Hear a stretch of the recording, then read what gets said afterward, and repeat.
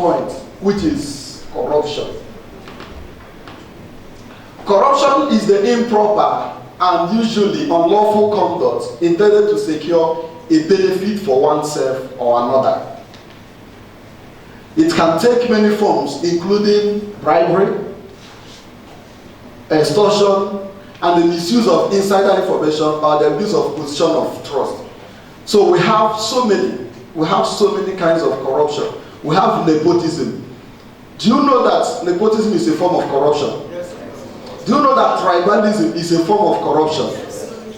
Absolutely, I like that. I like that. But this part of the world, do we really see nepotism and tribalism as a kind of fraud, corruption? Do you think our leaders, do you think public office holders see tribalism and nepotism as corruption?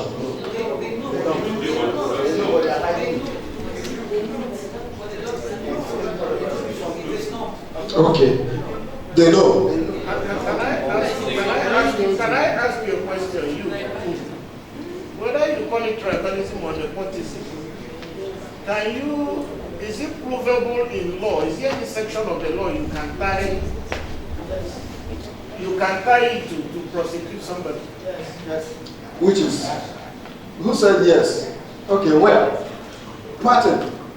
Yes. Right, please. For instance, if two persons come for an interview in my office, assuming it's a public office, and two of you scored between 90 and 95, you can't really differentiate. And I say this guy is my buddy. I decide to hire him. How will I have committed an offense? Yes. Yes. So who wants to? Okay. Okay. All right. Going by the provision of the Constitution, particularly section chapter 3 of fundamental human rights, it's totally a crime to discriminate based on any other issue, tribe, gender, and what have you. So by the primary norms, the source of the laws of the nation, is a crime to do that. Okay, is this safe to say that the federal character now is against this section? Yes, certainly is against. It's even founded of it. That's why it's so fundamental, because it has been coded and make it a strong abuse when somebody infringe or even try to infringe on those so coded and fundamental rights. So discrimination is totally against the provision of the Constitution. Thank you.